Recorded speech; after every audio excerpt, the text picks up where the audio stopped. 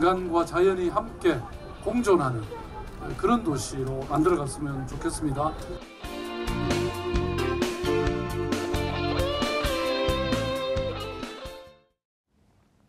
농촌 사회는 낙후됐고 불안한 먹거리는 어제 오늘의 일은 아닙니다. 농촌의 고유한 가치를 지키면서 국민의 건강한 식탁도 지키는 길, 바로 도시와 농촌이 함께 상생하는 길 아닙니까? 지자체들은 이를 위해서 다양한 정책을 진행하고 있지만 아직 갈 길은 멀기만 합니다. 오늘은 도농상생의 필요성과 함께 활성화 방안은 무엇인지 두 분 패널 모시고 자세히 알아보겠습니다. 먼저 유정규 서울시 지역상생교류사업단장 나오셨습니다. 안녕하세요. 예, 안녕하세요. 예. 전국 도시농업시민협의회 김진덕 대표도 나오셨습니다. 네, 안녕하세요. 안녕하세요. 예. 반갑습니다. 이 최근에 도농상생 운동이 전국적으로 뜨겁게 일어나고 있는데 아직 생소한 분들이 많으시거든요. 이제 도농상생이란 무엇이다? 이렇게 정리를 좀 내려주시죠. 예, 뭐 여러 가지 생각이 있을 수 있는데요. 원칙적으로 원론적인 시각에서 보면은 도시와 농업, 농촌 사이에 쌍방향적이고 또 지속적이며 반복적으로 순환하는 일련의 과정, 활동 이렇게 정리할 수 있겠습니다. 예. 그러니까 뭐 어느 한쪽이 일방적으로 시혜를 베푸는 게 아니라는 거죠? 그렇습니다. 중요한 점은 예. 어느 일방이 다른 일방에게 시혜적인 게 아니고 예. 서로 강점과 약점을 잘 나눔으로써 윈윈할 수 있는 호혜적인 활동 과정이라는 점입니다. 그러니까 서로가 있어야지만 생존할 수 있지 않습니까? 예. 그래서 저는 이제 도시와 농촌이 서로의 생존을 위해서 협력하는 예. 것이다 이렇게 봅니다. 그래서 농촌 없이는 도시가 있을 수 없고 또 농촌은 또 도시 없이 이제 생존할 수가 없기 때문에 예. 이런 이제 생존을 바탕으로 해서 서로 협력하는 거 그리고 운명 공동체라 생각됩니다. 예. 그러니까 예를 들어 저는 이제 부부 사이라고 표현하고 싶은데요. 부부. 예. 그래서 한 발 더 나가서 이제 상생이라는 표현보다 예.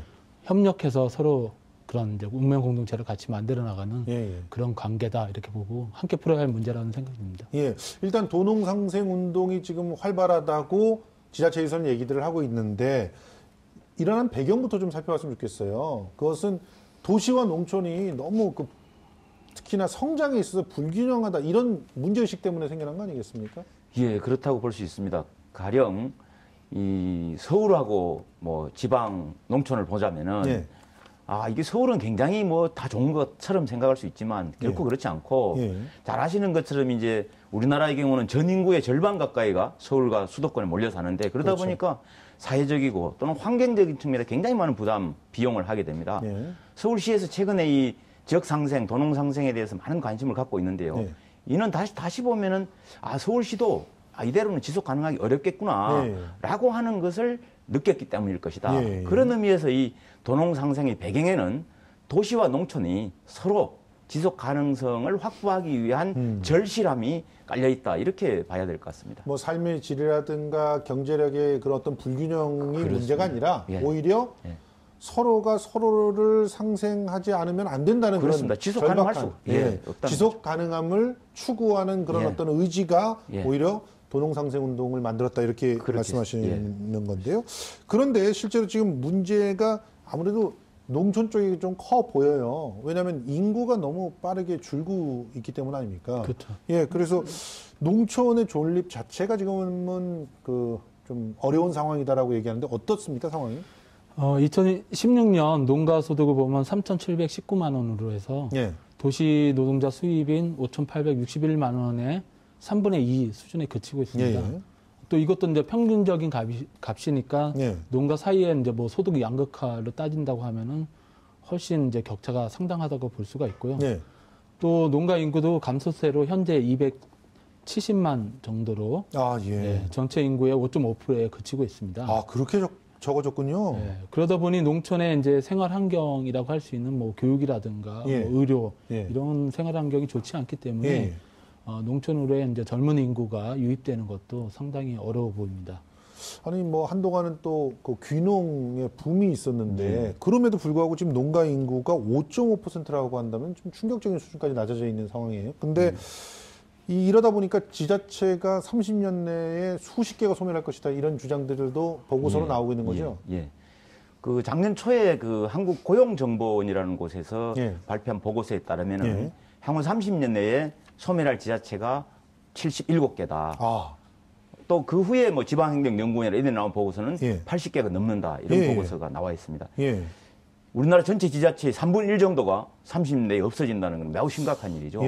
그런데 이 보고서의 기본적인 전제는 예. 사실은 2014년 5월 달에 일본에서 나온 마스다 보고서라고 하는 게 있는데요. 예. 그 마스다 보고서에 따르면은 예. 당시 일본에서도 전체 기초자치단 시정촌의 약 절반에 해당되는 예. 896개의 지자체가 30년 내에 소멸이 될 것이다. 아. 그래서 난리가 났습니다. 예. 그래서 이걸 이른바 일본에서는 마스터 쇼크라고 얘기하는데요. 예. 이 가정이 재밌는데요. 가정이 뭐냐면은 20세에서 39세의 여성, 예. 그러니까 가임 여성이라고 할 수 있죠. 예. 여성의 숫자가 65세 이상 노인 숫자의 절반이 미치지 못하면은 예. 출산율을 아무리 높이더라도 한 세대가 지나면은 자연적으로 소멸할 인구가 없어질 것이다. 아. 이런 가정인데요. 예. 이 가정을 우리나라에 그대로 적용했을 때 아까 말씀드린 대로 우리나라도 30년 내에 없어질 지자체가 3분의 1에 달한다. 이런 얘기입니다. 예. 문제는 이제 좀 비판적인 시각에서 이 보고서를 보면은 예. 우리나라 보고서는 2014년 말에 주민등록상 인구 분포를 기준으로 했단 말이에요. 다시 예. 말하면 특정 시점에 인구를 분석해서 연령별 분석을 해서 나온 건데 예. 방금 말씀하신 것처럼 최근에 귀농귀촌이 상당히 많이 이루어지고 있단 말이에요. 예. 그런 속에서 젊은 사람이 농촌에 들어올 수 있는데 예. 요거는 이 과정에 빠져 있습니다. 아, 예. 뿐만 아니라 이제 이 보고서, 일본의 보고서가 우리도 사실은 그런 분위기가 있습니다만 이 농촌 지역이라고 하는 게 대부분이 다 인구가 없어서 나중에 이제 없어질 것인데 예. 왜 거기에다가 많은 재정 투자를 하느냐. 아하. 투자를 줄이자라고 하는 그 과거 일본, 뭐 현재도 그렇습니다. 일본 아베 정부의 어떤 기본적인 생각이 이 보고서에 깔려 있는 거다. 아. 이런 비판적인 시각이 있는 거죠. 예. 그런 측면에서 이제 우리도 조금 전에 말씀드린 그 지역 인구 소멸에 대한 보고서를 이렇게 좀 비판적인 시각에 볼 필요가 있다. 막 그럼에도 불구하고 예. 이런 한계가 있음에도 불구하고 이 보고서가 갖고 있는 의미는 예. 정말로 농촌 혹은 특히 농촌을 끼고 있는 지역의 인구 문제가 심각하구나. 예. 이런 심각성을 제기했다라는 측면에서 이 보고서는 굉장히 큰 의미가 있다. 이렇게 볼 수 있겠습니다. 예. 이 보고서의 의미를 지금 짚어주셨는데 사실은 우리 시청자 여러분들께서는 아주 좀 더 쉽게 이런 질문에 대한 답을 듣고 싶을 거예요. 우선 첫 번째, 왜 농촌을 그러면 이 보고서가 쇼크라고 받아들일 정도로 농촌을 지켜야 된다는 당위가 어디 있는가?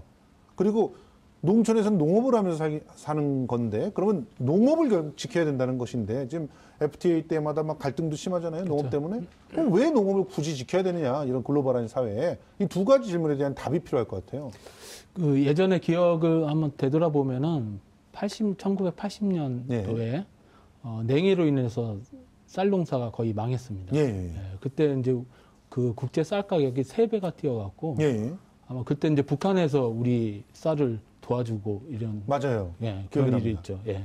그렇게 봤을 때 그 식량 안보의 문제는 상당히 이제 심각한 문제라고 볼 수가 있고 생존권, 국민의 생존권이 달려 있는 문제인데 현재 우리나라 식량 자급률은 이제 20% 초반대에 머무르고 있습니다. 그렇기 때문에 농촌이 붕괴되고 농업이 붕괴되면은 이런 이제 식량 안보라든가 이제 이게 바로 이제 직면할 문제라고 보고요.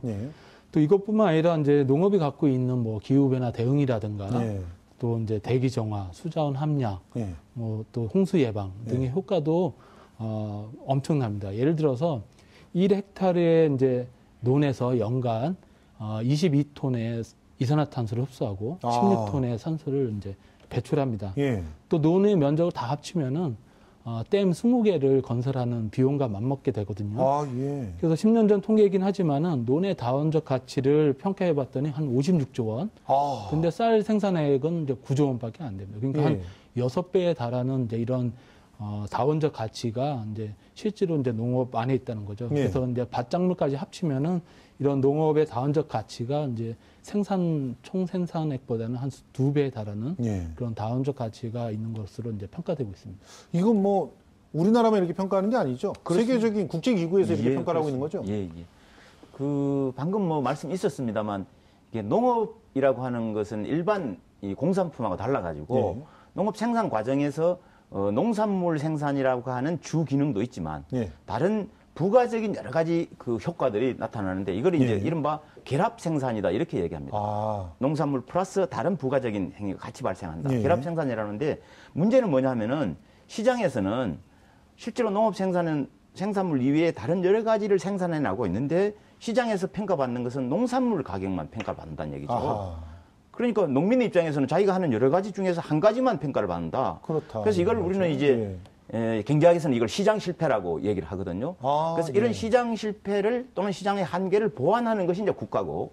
그래서 이제 국가가 조금 전에 그 김 선생님 말씀처럼 그런 농업이 갖고 있는 다원적 기능, 공익적 가치에 대해서 지불하고 있는데 그 대가를 지불하고 있는데 그 대가가 바로 공익형 직불제다 이렇게 얘기를 할 수 있습니다. 이 공익형 직불제에 대해서 사람들이 좀 오해가 있는데요. 농민들이 어렵고 점점 이제 여러 가지 시장 개방이 어려워지니까 거기에서 정부가 좀 도와주는 거 아니냐. 그래서 일부 국민들은요, 아예 농촌의 떼쓰기를 그렇죠. 막아야 된다. 거기서 줄줄줄 돈이 새나가서 세금을 딴 데 쓸 거 못 쓴다. 이런 식의 얘기들을 많이들 해요. 그건 이제 전혀 다른 얘기죠. 무슨 얘기냐면 농민이 생산한 여러 가지 활동 중에 일부만을 보상받고 있기 때문에 나머지는 우리 국민들을 위해서 실제로 농업 생산 과정에서 일을 하고 있음에도 불구하고 또는 효과를 갖고 있음에도 불구하고 평가를 못 받는 행위에 대한 보상이다. 다시 말하면은 농민이 또는 농업이 국민에 기여하는 거에 대한 정당한 대가가 공익형 직불이다 이렇게 봐야 될 것 같고 이런 측면에서 이제 선진국이나 또는 국제기구에서는 기본적으로 정부에서 그 인위적으로 시장에 개입하는 것을 금지하고 있잖아요. 자유무역에 따라서. 그럼에도 불구하고 이 공익형 직불에 대해서는 다 허용하고 있는 겁니다. 선진국일수록 그 규모도 크고 그 종류도 다양하다. 그래서 저는 우리도 이제 이런 선진국 혹은 국제적인 흐름에 좀 더 많은 관심을 기울여야 될 거고 그런 측면에서 신정부가 생각하는 이 직불제 농정에 대한 기대가 크다 이렇게 말씀드릴 수 있겠습니다. 사실은요 지금 뭐 아시는 분은 아시겠지만 이산화탄소를 줄이고 산소가 생산되게끔 하기 위해서 이산화탄소 양을 막 규제하고 막 이러고 있는다고 혈안이 돼 있잖아요 선진국들은. 그런 상태에서 논 하나가 갖고 있는 그 1헥타르의 가치 이런 것들을 생각하면 그 돈으로 맞바꿀 수가 없는 거거든요. 그 어떤 기계를 만들어서 그만한 이산화탄소를 줄이고 산소를 생산하겠습니까? 그러니까 그 부분에 대해서 대가를 지불하자라고 하는 것인데 이런 공익적 가치에 대해서 헌법에 담자라고 하는 그런 움직임도 있다면서요? 지금 이제 농민 기본 헌법, 농민 헌법 이제 운동본부가 꾸려졌습니다. 그래서 전국에 이제 농민 단체뿐만 아니라 소비자 단체, 시민 단체가 이제 참여하고 있는데요. 그래서 농업에 이제 이런 공익적 가치를 이제 헌법에 명시를 하자. 그리고 공익적 가치에 대한 어떤 보상 체계라든가 이런 것도 이제 강구해 봐야 되지 않는가라고 하고. 그리고 중요한 거는 이제 이 농업의 문제가 이제 그 농민들만의 문제가 아니라 전 국민의 문제라는 거죠. 그래서 이제 그렇죠. 먹거리 기본권을 이제 헌법에 안에다 집어넣자. 그리고 농민의 이런 이제 지속 가능한 농업을 위한 농민의 권리를 이제 헌법에 담자라고 하는 운동을 진행하고 있고 지금 뭐 100만 명 서명 운동을 이제 추진하고 있습니다. 그렇군요. 사실은 그 농산물을 통해서 식량의 안보를 지키는 것만큼 또 농촌이 갖고 있는 환경적 가치에 대한 인식들도 굉장히 중요할 것 같은데 그런데 그렇다고 해서 무조건 세금으로 다 농촌을 갖다 좀 지키기 위해서 좀 보상하자 이러면 도시에 사는 사람들이 분명히 불만을 가질 거란 말이에요. 그러니까 이제 새로운 아이디어들이 필요한데 그중에서 지금 보니까 도농상생 공공급식이라고 하는 이 프로그램은 어떤 면에서는 세금은 하나도 안 써도 자기 순환적인 그런 구조를 갖고 있는 상생 프로그램이더라고요. 이거 좀 소개를 좀 해주세요. 뭐 관심 있는 분들은 뭐 다 알고 계실 건데요. 그러니까 올 6월 달에 서울시에서 그 서울 먹거리 마스터 플랜이라고 하는 걸 발표를 했습니다.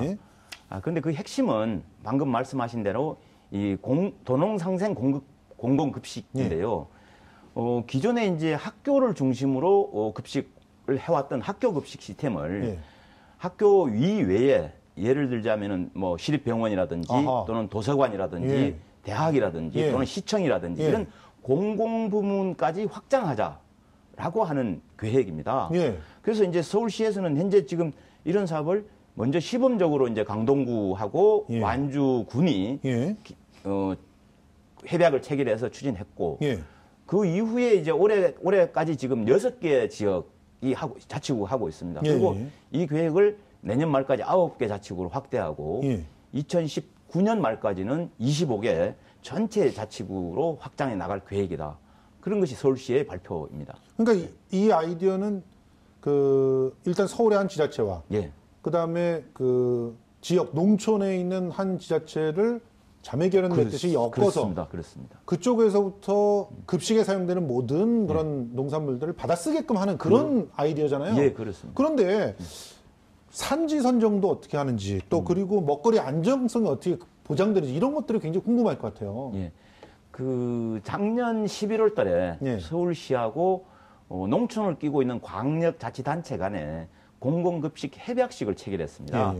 그래서 이제 그 협약식을 체결하면서 서울시에서 추진하려고 하는 공공급식은 이러저러한 시스템 방식으로 추진할 거다라고 하는 설명회를 했는데 그 설명에 따르면은 서울시가 강력자치단체로 하여금 서울시 공공급식에 참여할 기초자치단체를 추천해 주시오라고 하고 그 추천을 받은 기초자치단체를 서울시에서 예를 들자면은 품목이라든지 수량이라든가 이런 고려해서 심사를 해서 선정을 해서 서울시의 자치단체와 자치구가 이래 1대1로 연계를 방식 그렇게 산지를 선정하고요. 뭐 중요한 거는 지금 사회자님께서 얘기했다시피 안정성이 굉장히 중요하기 때문에 이 안정성을 어떻게 확보할 거냐가 관건인데요. 일단은 그 산지 자치단체의 공공급식 센터에서 1차적으로 안정성 검사를 하고 그 후에 구체적으로 어떤 품목을 얼마만큼 어떤 시기에 할 것인가는 산지 공공자치단체의 공공급식센터와 서울시 자치구의 공공급식센터가 상호 협의해서 긴밀하게 실행해 나가는 그런 방식으로 지금 추진할 계획인 것으로 알려져 있습니다. 그렇다고 한다면 이 공공급식센터만 잘 관리하면 그렇습니다. 어떻게 보면 먹거리 안정성도 확보할 수 있고 또 산지의 농산물을 정말 제가격을 주고 살 수도 있고 또 제가격을 준다고 하더라도 중간 유통관계가 사라지니까 상당히 우수한 식재료를 싸게 공급받을 수 있겠네요. 뭐 안전한 농산물을 기존의 가격보다는 좀 적정한 가격으로 공급받을 가능성이 그만큼 커졌다 이렇게 볼 수 있겠습니다. 뭐 중간상들은 좀 괴롭겠지만 이 아이디어도 상당히 좋은 것 같고 또 그리고 서로 이음 사업이라고 요건 저도 이제 좀 알고 있는데 도시민하고 농촌 지역을 막 매칭시켜가지고 서로 직거래하게끔 만드는 거죠. 이 사업도 굉장히 좋은 평가를 받고 있더라고요. 사실은 이제 서로 이음 사업이라고 많이 알려져 있는데 공식적으로 서로 이음 사업이라고 하는 명칭을 갖고 있는 사업은 없고요. 아마도 지금 서울시에서 예를 들면 가락동 흔히 말하는 농산물 도매시장이라고 하는 그런 공공유통을 활용하기 어려운 그런 중소가족농을 대상으로 하는 판로 지원 사업을 하고 있는데 뭐 판로 지원 사업을 가리키는 말이 아닐까 이런 생각을 해봅니다. 소농의 판로 지원 사업이다. 그렇습니다. 그 이제 추진 그 시스템을 보시면은 그림에 보시는 것처럼 저희 그림 나와 있네요. 그림에 보시는 것처럼 이제 지역의 소생산자들이 개별적으로 이 사업에 참여하기는 어려우니까 조직화를 하고 그 조직화를 하면 이제 제가 속해 있는 이 서울시 지역상생교류사업단에서 그 리스트를 조직화에 참여하고 있는 농가의 리스트를 받아서 농사펀드라는 곳에 농사펀드는 형식은 주식회사입니다만 해도 활동 내용은 공공적 성격을 갖고 있는 그런 활동을 하고 있습니다. 요 농사펀드에 이제 서울시에서 청년 뉴딜 사업에 대해서 젊은 사람들을 이제 채용을 해서 여기 보내놨습니다.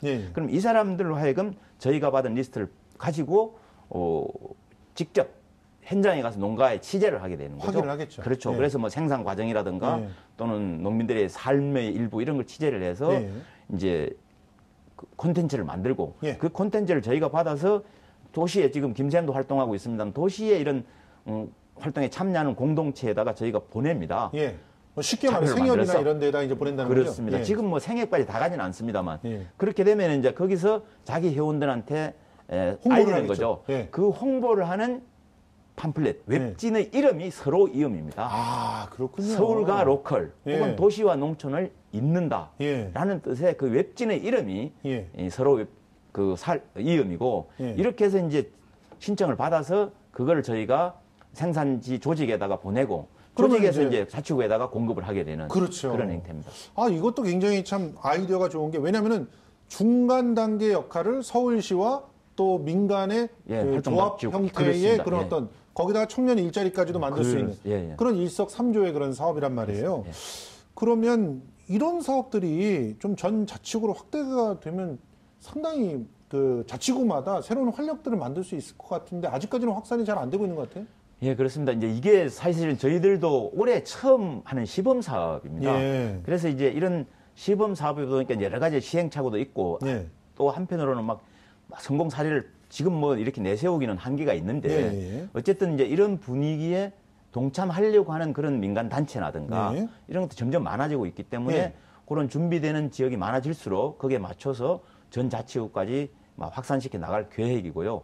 또 한편으로 이제 그런 걸 통해서 지금은 오프라인 중심으로 하지만 이제 온라인도 하게 되고 그러면은 훨씬 더 성과가 좋아지겠죠. 커지지 않을까 이런 생각이. 아니 그런데 막상 농촌에 가보면 정말 안전한 먹거리를 생산하고 싶어도 일손을 딸려서 못하는 경우가 많아요. 그렇습니다. 그러니까 에이 농약 처벌해 이렇게 되는 경우가 많단 말이에요. 일손을 갖다 공급해 주는 것도 필요하지 않겠습니까?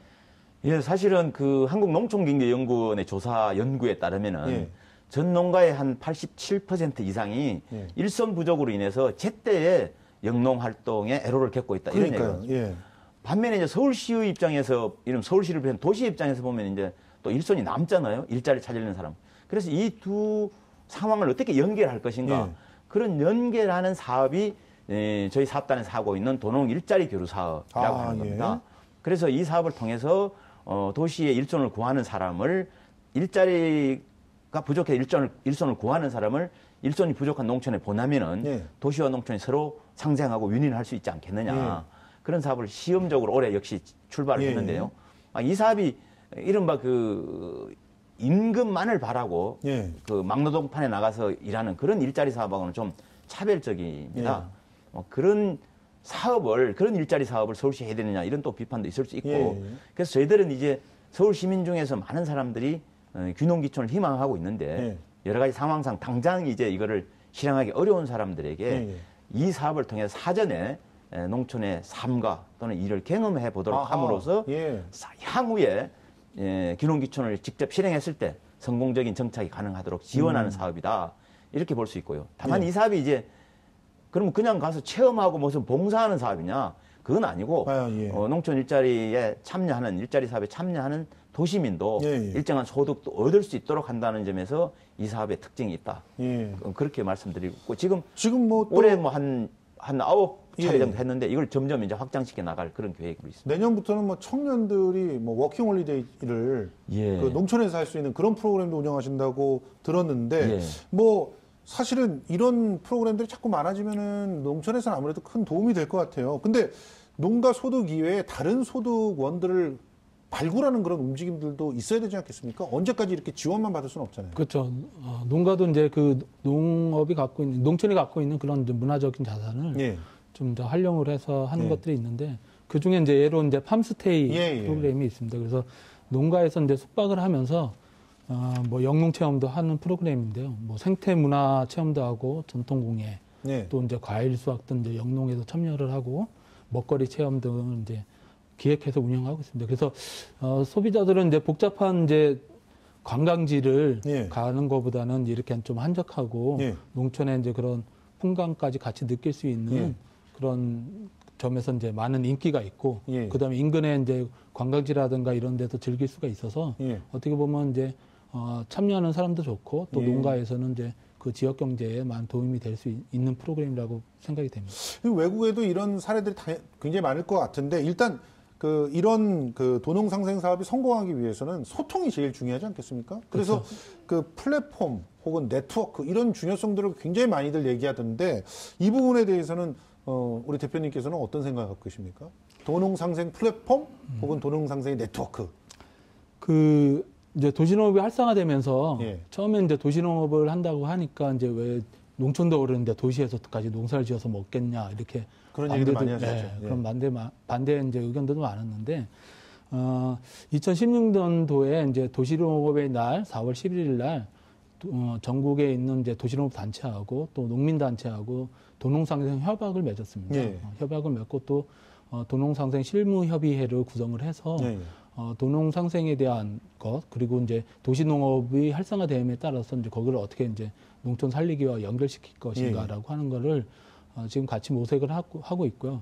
지난 11월 8일에는 이제 그 도농 상생 토론회를 가져서 도시농업의 활성화에 따른 그런 도농 상생의 이제 그런 프로그램이라든가 그런 의제들을 이제 토론하는 장이 되었습니다. 이게 이제 아직은 이제 출발 단계이긴 하지만은 농업의 이해 당사자가 이제 늘었다는 거죠. 그래서 기존의 농민만이 아니라 맞습니다. 도시민 중요한 거죠. 그죠. 도시민에 있는 여러 단체들이 농업 문제가 이제 농민만의 문제가 아니라 우리의 문제다라고 하는 인식하에서 이제 이런 토론회 장이 열리고 이제 공론회 장이 열린다고 하는 거는 상당히 의미가 있다고 봅니다. 그러면 이 도농 상생을 위해서 우리 서울 시민들에게 좀 당부하고 싶으신 말씀을 김 대표님께서 먼저 짧게 정리를 좀 해주시죠.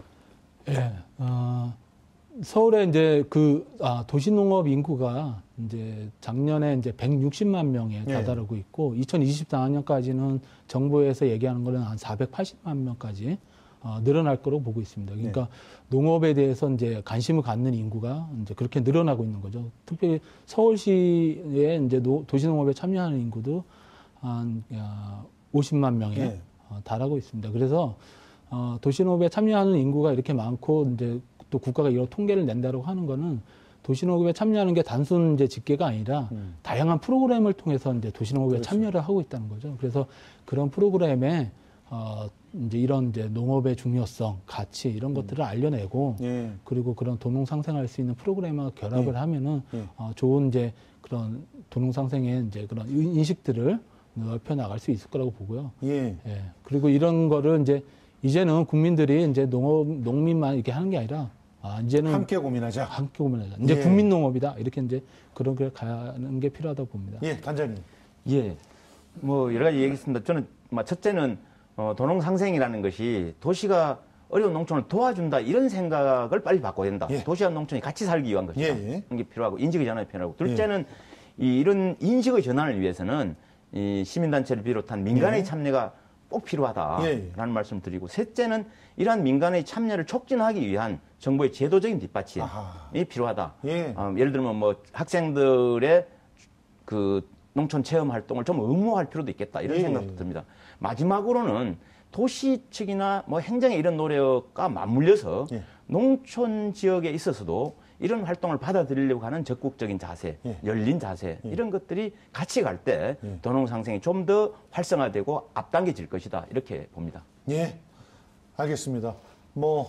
그 사실은 생명이 자라고 그리고 그것이 우리 몸에 들어와서 영양이 되고 그래서 우리가 살 수 있다는 것을 몸으로 배우는 것만큼 좋은 교육이 어디 있을까 이런 생각을 합니다. 그렇기 위해서라도 도시와 농촌이 서로 더욱더 많은 면에서 만날 수 있는 그런 모습들이 있었으면 좋겠습니다.